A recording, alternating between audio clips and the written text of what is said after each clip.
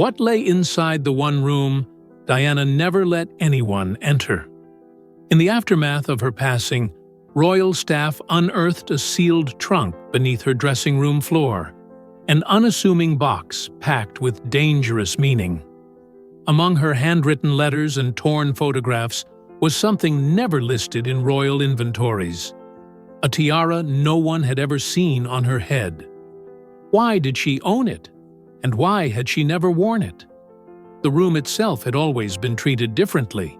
Staff knew the rules without being told. The door stayed closed. Cleaning schedules were altered. Even during moments of heightened tension in her life, Diana never allowed anyone to reorganize or catalog what was inside. It was her final territory of control in a palace that had taken almost everything else from her. When the locks were finally broken after her death, it was not done out of curiosity, but obligation. The monarchy does not allow loose ends, especially not when they sparkle.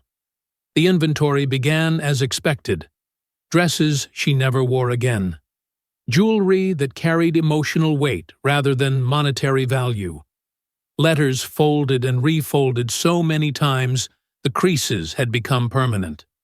Some were addressed, some were not. Many ended mid-sentence, as if she had stopped herself from saying too much. Each object felt like a conversation she never finished, but it was the floor that changed everything. One of the junior staff noticed it first: a slight difference in the wood grain near the dressing mirror, barely visible unless you knew where to look.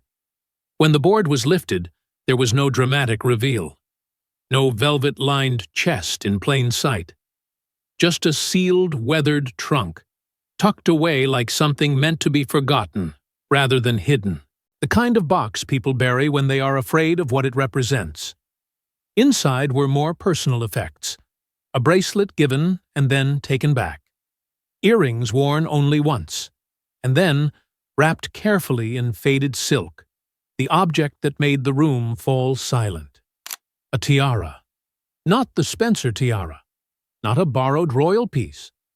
This one was unfamiliar, elegant, restrained, and unmistakably significant. It carried a presence that felt deliberate, not ornamental, as if it had been waiting. There was no documentation, no registration number, no mention in royal ledgers or insurance records. Every jewel owned, loaned, or sanctioned by the crown is accounted for.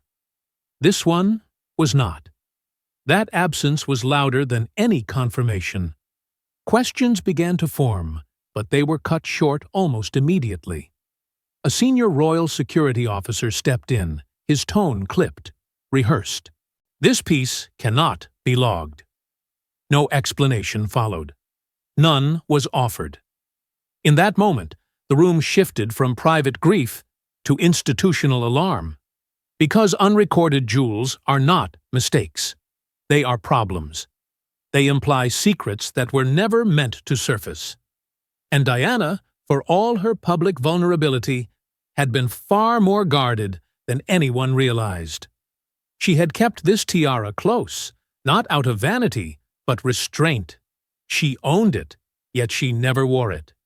Not to state dinners, not to charity galas, not even in defiance, which meant the decision was intentional. As the box was resealed and removed under tight supervision, those present understood one thing clearly. Whatever this tiara represented, it was never meant to crown her. It was meant to survive her. But this was no ordinary tiara. It came with a legacy too volatile for public eyes, a legacy tied not just to Diana, but to a woman the monarchy had tried to forget. Long before Diana, another woman was cast aside by the crown, and she too had a tiara that went missing. In a vault beneath Windsor, sealed ledgers reveal an entry scratched out in red ink. A gift rescinded, a jewel reassigned. Or was it stolen? The monarchy has always had a quiet way of burying scandals under diamonds and bloodlines. Her name was Lady Braracknel. a name now barely whispered in royal corridors. Once celebrated for her striking beauty and political cunning, she became infamous for something far more dangerous: falling in love with the wrong man. Not just any man, but a future king.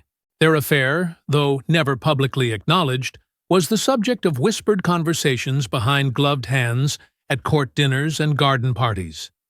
It was said that he gave her a tiara, a private gesture with very public consequences.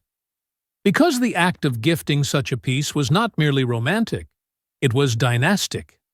In the eyes of the crown, it implied intention to elevate, intention to legitimize, and that was unacceptable.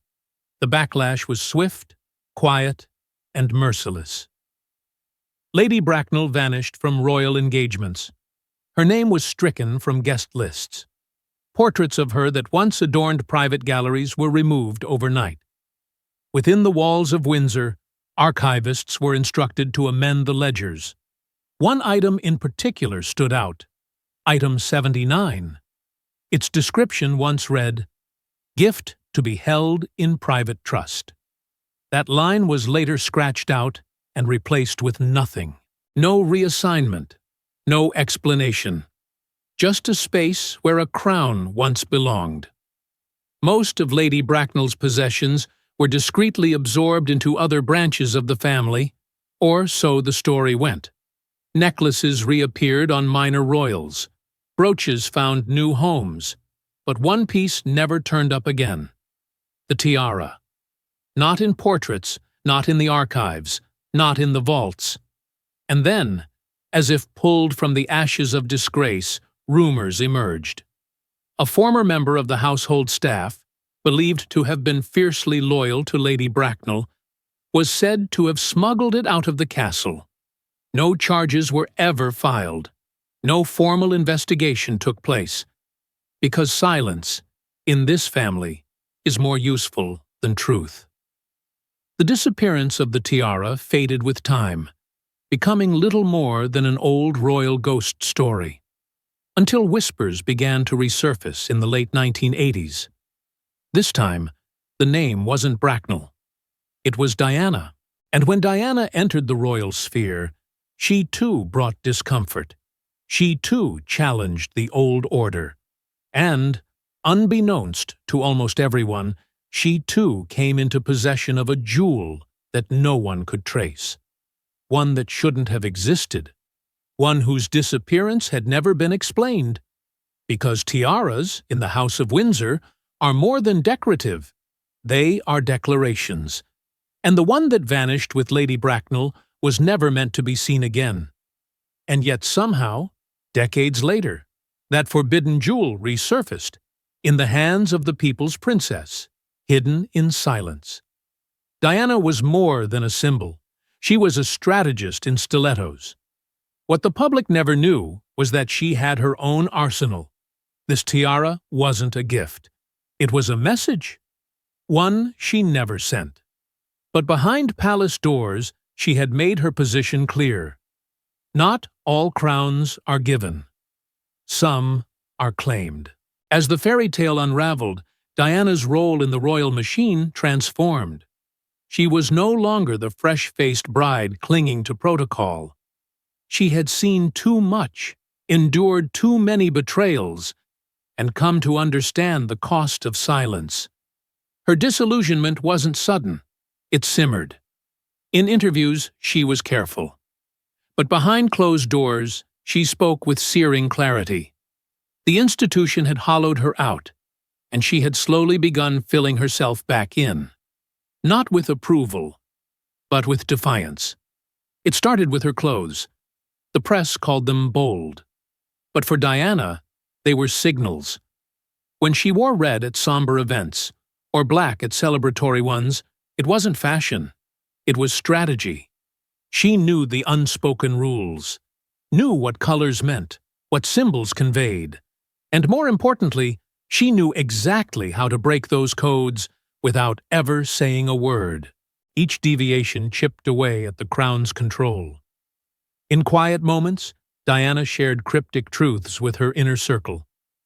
"There are things they'll never show the public," she once said, clutching a sealed envelope. Her tone wasn't bitter. It was resolute. Those close to her began to suspect that Diana wasn't just fighting to survive, she was preparing for something. The wardrobe wasn't the only battlefield. Jewelry in royal life carries its own hierarchy. You do not simply wear what you want. Pieces are assigned, borrowed, or withheld entirely. Each tiara has a history, and each history is monitored. Which is why what Diana did next shocked even those closest to her. Through discreet channels, ones the palace didn't control, she acquired something remarkable. A tiara unlike any she had ever been allowed to wear. Not family heirloom, not Spencer lineage, not crown approved. It was hers. Chosen, not given. Purchased, not passed down. And it came with no paperwork. No trail. No obligation. To the outside world, she remained the woman in pearls and sapphires. But in private, she would remove the royal mask. She would open the trunk beneath the floorboards and look at the tiara that should have crowned a queen, but never would. And still, she refused to wear it. Not even once. "Not yet," she said. "Not while he's alive." It was a chilling line. Ambiguous in its target, terrifying in its certainty. Was she referring to her estranged husband? The sovereign? Or someone deeper within the palace shadows? Whatever the case, the message was unmistakable. Diana was not waiting to be chosen. She was deciding. And the day she wore that crown would be the day the monarchy lost its monopoly on symbolism. But he wasn't the only one watching, because as soon as Diana hid the tiara, someone within the firm began plotting to retrieve it. In the shadow corridors of the palace, jewels have handlers, and secrets have watchers. Shortly after Diana's separation, movements were recorded. Unusual requests, unannounced visitors, quiet surveillance. All focused on one object. Not the sapphire ring. Not the Spencer tiara, but something undocumented, something unclaimed, and dangerous. The tiara had never appeared in official ledgers, yet somewhere within the firm, alarm bells had been triggered.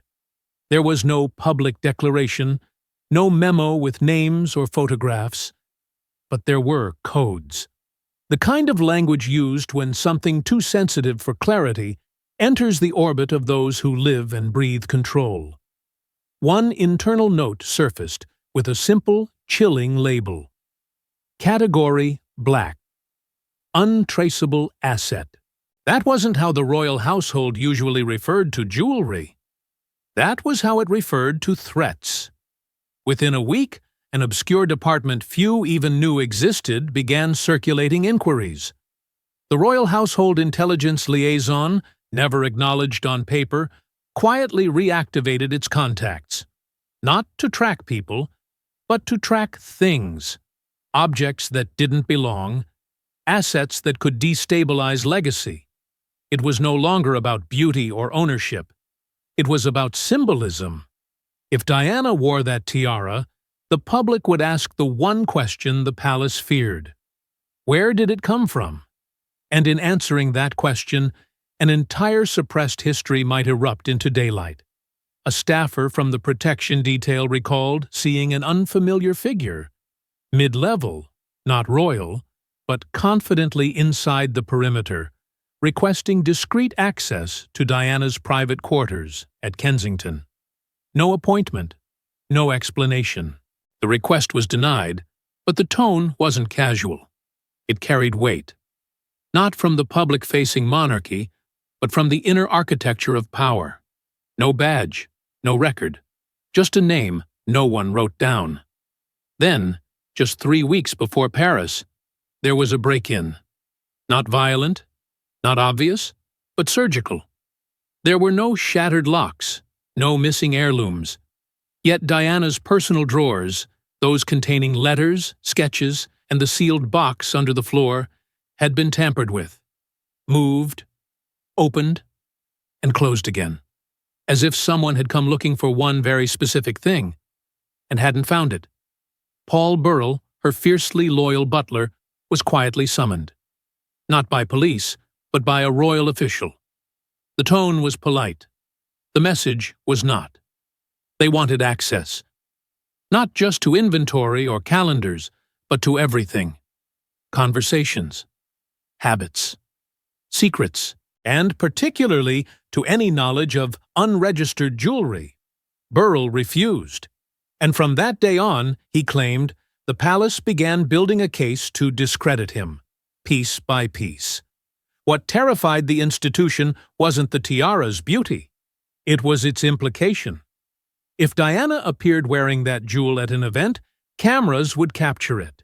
Historians would analyze it. And when the truth of its provenance unraveled, it would not just be a story about a woman in a crown, it would be about the monarchy's quiet manipulation of bloodlines, of favors buried, of scandals erased. It would reopen the question of legitimacy. And that was a line no one wanted crossed, especially not as Diana moved closer to reshaping her public image, reclaiming power, and subtly preparing a new narrative, one not rooted in victimhood, but in sovereignty. The quiet monitoring turned into subtle intimidation. Doors once open began closing. Friendly allies stopped returning calls. Within the walls of the palace, one message circulated like smoke without fire. Contain it. Because if the people's princess ever chose to unveil that crown in public, it wouldn't be just Diana making a statement. It would be an unspoken coup. And then came Paris, the crash, the chaos, and in the silence that followed, the box disappeared again. The tragedy in Paris left the world in shock. But inside Kensington, something else was unfolding. As the public mourned, a group of palace archivists were summoned not to grieve, but to sweep. Diana's private box, the one she never showed even to her sons, was suddenly gone. No break-in, no paper trail, just empty space and whispered instructions. As headlines fixated on the crash, the tunnel, and the grief that stretched across continents, the monarchy moved in silence. Within hours of the official confirmation, Diana's former apartment was placed under restricted access. It wasn't public safety. It wasn't preservation. It was containment. Staff who had worked in her quarters for years were barred from re-entry. Locks were changed. Logs were erased. The only people allowed in were archivists and senior royal aides, and even they operated under strict supervision. Not everything was to be inventoried. Some things were simply to be removed. Diana's will, already controversial in its structure, made no mention of the tiara or the box beneath the floorboards. It listed items of sentimental value, trusts for her sons, and clear instructions on charitable gifts, but nothing about the most personal object she had ever hidden. Whether this omission was intentional or strategic remains unclear. But for the firm, it was the opening they needed. Without documentation, there was no reason to acknowledge its existence. And with that silence came permission to erase. Multiple staff members recalled seeing 2 unmarked royal vehicles enter the Kensington compound in the early hours of the morning, days before William and Harry were allowed access. There was no official explanation, no removal logs, just a brief instruction from a senior official. Clear what needs clearing. That morning, a locked box was quietly carried out and driven away. Destination unknown. No cameras, no questions. And yet, outside the palace gates, something strange was happening. Within 72 hours, anonymous calls were placed to at least 2 London-based jewelers. The inquiries were vague, but deliberate. Each one asked about the valuation of a specific kind of piece: Edwardian, diamond, high crown, minimal arch. But no name was left. No follow-up came. Experts later confirmed that the description matched only one known tiara within the Windsor ecosystem, a piece that had not been seen publicly for decades and was believed to have vanished with a disgraced courtier. The match was chilling. Meanwhile, Prince Charles made a quiet, unannounced visit to Kensington. It didn't appear on any schedule. There was no press. According to a driver who later spoke off record, the visit lasted under 40 minutes. What was said or taken during that time has never been confirmed. But what is known is this: by the time Diana's sons were finally allowed into their mother's space, the box was gone. No trace, no mention. No one even acknowledged it had ever existed. Yet erasure is never complete. Boxes may vanish, but shadows linger. And the story Diana had buried under floorboards did not die with her. It began to breathe again, in silence, in memory, in whispers. But boxes leave shadows, and this one had already sparked curiosity within the next generation. He never spoke of it publicly, but in private, Prince William began asking questions. About a tiara no one admitted existed. About his mother's last year, her silences, and the sealed drawers that no longer opened. What he found didn't just challenge his memory of Diana. It challenged the family he was born into. In the months after Diana's death, William carried more than grief. He carried fragments, half-formed memories, glimpses of conversations that suddenly felt like clues. There were moments, quiet, passing moments, when his mother would gesture toward something hidden, something unfinished. "Not everything is theirs," she had once told him. At the time, he thought she meant freedom. Later, he began to wonder if she'd meant something far more literal. Years passed before he dared investigate. It wasn't out of fear, it was loyalty, the kind that is ingrained, inherited, inescapable. But even loyalty has its threshold. When whispers began resurfacing about a tiara Diana had hidden, one that never appeared in official records, he couldn't ignore it. The silence around the subject was too precise, too rehearsed. Every time he tried to ask a direct question, the answers came wrapped in evasions. Staff members who had once been open now offered only polite apologies. Some refused to speak altogether. It was Paul Burrell, long vilified and dismissed, who broke the silence first. In a late-night conversation behind closed doors, he simply said, "There was more than just memory in that box." When pressed, he hesitated, then passed over a note, folded, yellowing, written in his mother's distinct looping hand.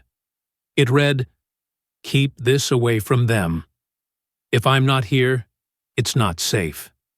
No signature, no date, just that. And it shattered something inside him. Determined, William sought access to the restricted sections of the Royal Archives, records sealed by his own family, kept out of reach even to those born within the system. It wasn't the first time someone had asked, but it was the first time someone came with quiet backing. Princess Anne, who had always valued loyalty to truth above blind allegiance, helped him. She knew more than she said. She always had. Her quiet intervention granted William temporary access. And what he found wasn't a smoking gun. It was a blacked-out ledger entry, a matching date, and a sudden blank where a royal items record should have been. It was enough. He confronted his father, not in rage, but in resolve. "Where is it?" he asked. The question hung in the air like a crack in a stained glass window. Charles didn't answer immediately. What followed was not a denial, but a deflection. "Some things are better left alone." That phrase, used often in Windsor circles, was never a suggestion. It was a command. But William wasn't a boy anymore. He had Diana's fire, and he wasn't afraid to burn tradition if it meant protecting her truth. The rift that opened between father and son didn't scream. It splintered slowly, like ice breaking beneath ceremony. Their smiles at public events continued, but the cold between them deepened. The crown rested on Charles's head, but something else, something far more dangerous, had settled in William's heart. The urge to reclaim, not as an heir, but as a son. And Kate, calm, calculating, and unshakably composed, understood instantly. When the rumor reached her, her response was brief, pointed, and quietly devastating. Then it should be mine. Not a demand, a declaration. She knew the rules of the royal game, but more importantly, she knew how to rewrite them from within. But it wasn't just about reclaiming the tiara. It was about protecting it from those who never wanted Diana to wear it in the first place. Camilla never needed to say it aloud. The tension between Diana's memory and her crown was a ghost neither woman could exorcise. When rumors of the tiara's resurfacing reached Clarence's house, sources say she issued a single instruction: it must not come out. Because if it did, it could shatter the very myth of her queenship. From the moment she officially entered the royal fold, Camilla began building her image. Subtle, cautious, deliberate. Her ascent to queen consort was never guaranteed, and every move had to be calculated with surgical precision. One of her earliest quiet maneuvers was the consolidation of royal jewels. Publicly framed as archival management, the process was, in reality, a reassignment of power. Pieces long associated with Diana were removed from circulation, some allegedly reworked, others placed indefinitely into the Windsor vaults. It was a soft erasure, dignified, unspoken, and devastatingly effective. But no crown is safe when it rests atop a contested throne. Diana's memory was not a shadow, it was a mirror, and the people still looked into it. Camilla knew that, and the resurgence of a tiara Diana had hidden, a tiara never worn, never approved, was more than an uncomfortable relic. It was a political threat. It raised dangerous questions about legacy, legitimacy, and what had been stolen behind palace doors, which is why, when whispers of its possible existence reached high circles, the response was immediate and surgical. Suddenly, press narratives shifted. Articles resurfaced suggesting that many of Diana's belongings had been gifts, technically non-royal and therefore disposable. Others questioned the provenance of certain items altogether. Quietly, editors were guided away from stories hinting at lost jewels. At least one respected historian, who intended to publish a piece on Diana's rumored acquisitions, received a legal letter from a firm closely tied to royal counsel. The message was clear: let sleeping tiaras lie. Leaks, however, are rarely accidents. Around anniversaries of Diana's death, carefully placed distractions began to appear. Stories of new initiatives, positive press around Camilla's charity work, and nostalgic pieces that emphasized Diana's complicated relationship with the monarchy. Even commemorative television specials were delayed or edited. It was damage control without fire, because the real threat was still hidden. And that made it all the more dangerous. Behind the scenes, one final decision sealed the strategy. A discreet advisory board, managing the crown jewel's integrity and rotation, issued a quiet directive. Any item not formally catalogued and traceable through official royal inventory was to be classified as non-actionable. That meant no investigation, no authentication, no public comment. The Windsor vaults, once a repository of grandeur, had become a chamber of secrets, and what wasn't documented might as well not exist. But despite the silence, something shifted. Because in 2023 someone broke the rules. She never wore it, but she made sure the world saw it. During a private royal engagement, Catherine was seen wearing a diamond brooch shaped uncannily like the tiara Diana kept hidden. For a fleeting moment, historians gasped, and the palace said nothing. Was it a reworking of the forbidden piece? A tribute? Or a warning? The event had been routine on the surface, an invitation-only appearance tied to an obscure royal charity. No cameras were allowed, no statements prepared. But in the stillness of that private room, surrounded by the old guard of the monarchy's inner circle, Catherine made her quiet move. Pinned to her coat was a brooch unlike any she'd worn before. Sleek, sparkling, and disturbingly familiar to those who had studied Diana's secrets with obsessive precision. Because at its center was a distinctive, antique-cut motif, an architectural diamond flourish only seen once before, sketched in a forgotten inventory note beneath the phrase "unregistered asset." Whispers began immediately. Not among the public, there was no media coverage. But within the small, tight-lipped world of jewelry, historians, royal watchers, and archivists, the image spread like wildfire.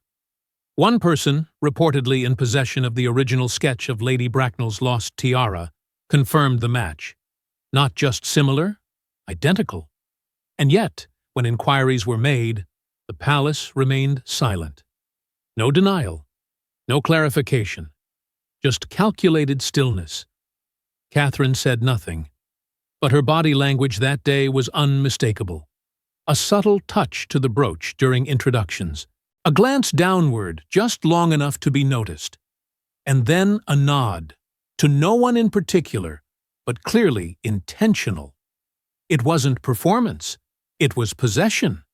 She knew what she was wearing, and more importantly, she knew its significance. There was something almost surgical in the way the palace controlled the flow of information.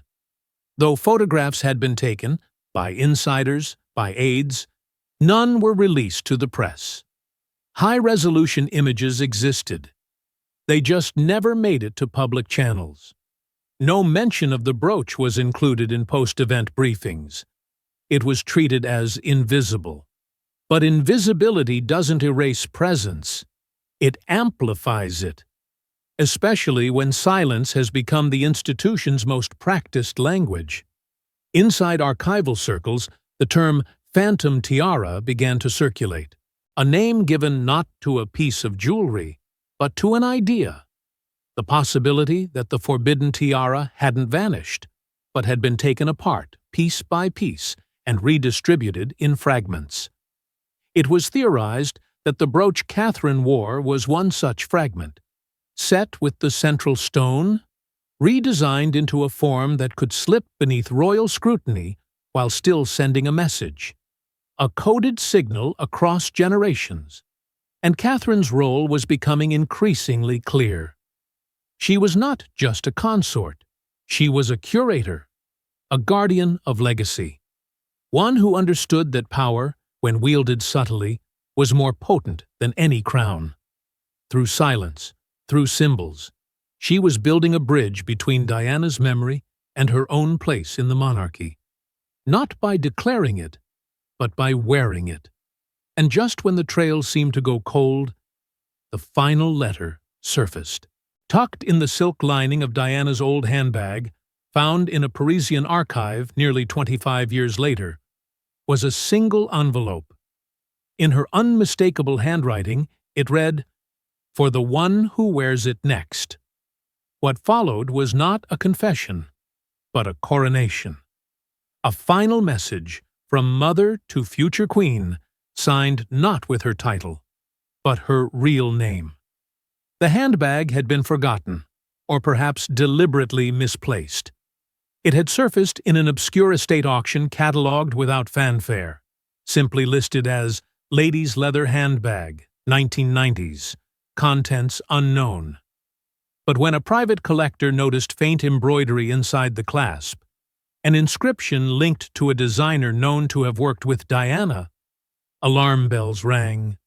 The bag was pulled from sale and sent to a private archive in Paris for authentication. What followed stunned everyone. Tucked behind the faded satin interior was a paper-thin envelope, delicately folded, nearly translucent with time. Inside, the letter bore no date, no royal seal, just Diana's flowing hand. Experts were called in. Handwriting analysts, document historians, and even former staff who had handled her correspondence. The results were unanimous. The letter was real, and it was never meant to be found by anyone, except one. The contents were haunting, poetic but sharp, personal yet piercingly universal.